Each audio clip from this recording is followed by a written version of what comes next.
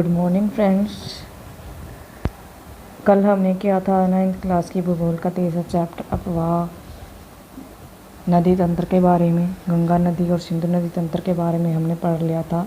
आज हम पढ़ेंगे ब्रह्मपुत्र नदी तंत्र। ब्रह्मपुत्र नदी तिब्बत की मानसरोवर झील के पूर्व तथा सिंधु एवं सतलुज के स्रोतों के काफ़ी नज़दीक से निकलती है। देखिए इधर ये जो है, इधर ये सतलुज नदी है, ये ब्रह्मपुत्र नदी है, और ये इधर सतलुज नदी है, और ये कौन सी है हमारी सिंधु नदी, और ये हमारी है ब्रह्मपुत्र नदी तंत्र। और ये अरुणाचल प्रदेश में युवा आकार बना करके इंडिया में प्रवेश करती है, और यहाँ पर इसका नाम क्या हो जाता है, दिहांग हो जाता है। नामचा बरवा शिखर के पास पहुंचकर ये अंग्रेजी के यू आकार मोड़ बनाकर भारत के अरुणाचल प्रदेश में गाज के माध्यम से प्रवेश करती है, और यहाँ इसका नाम दिहांग हो जाता है। दिबांग, लोहित और कैनोला इसकी दूसरी सहायक नदियाँ हैं।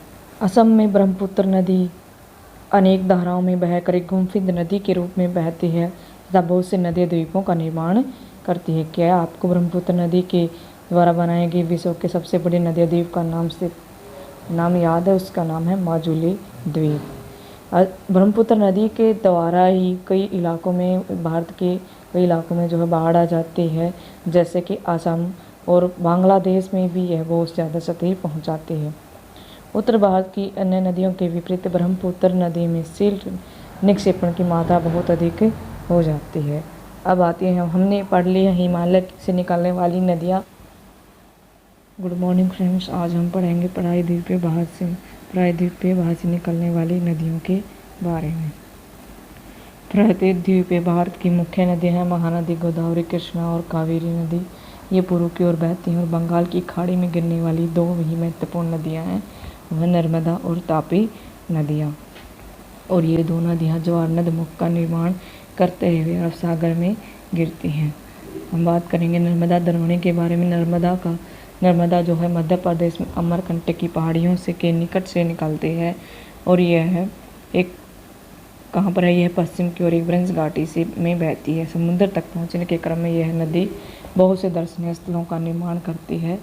जबलपुर के निकट संगमरमर के शैलों में यह नदी गहरे गार्ज के रूप में बहती है, और ये जहाँ यह नदी तीव्र ढाल से गिरती है और वहाँ पर धुआंधार प्रपात का निर्माण करती है। अब हम बात करेंगे कृष्णा नदी, तापी नदी के बारे में।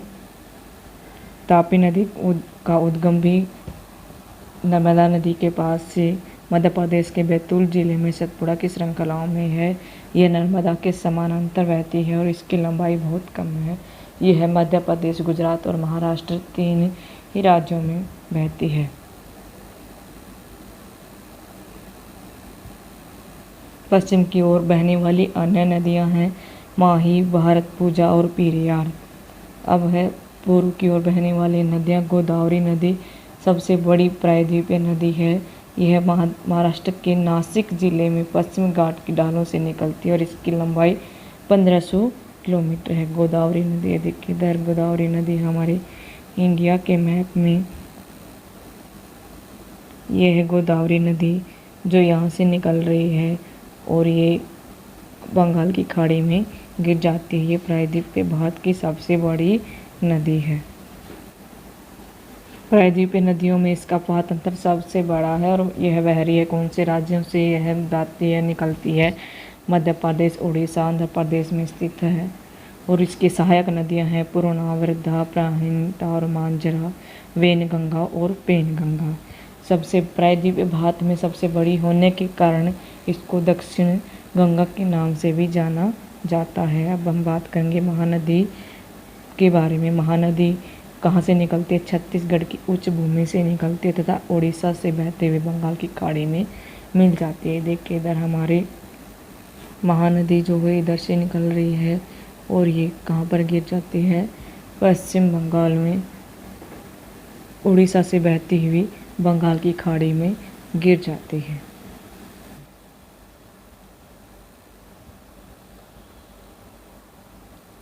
इसकी लंबाई 860 किलोमीटर है, और कौन से राज्य में बह रही है? द्रोणी महाराष्ट्र, छत्तीसगढ़, झारखंड और उड़ीसा में। अब बात करते हैं हम कृष्णा नदी की। महाराष्ट्र के पश्चिमी घाट में महाबलेश्वर के निकट एक स्रोत से निकलकर कृष्णा लगभग 1400 किलोमीटर बहकर बंगाल की खाड़ी में गिरती है। ये हमारी कृष्णा नदी,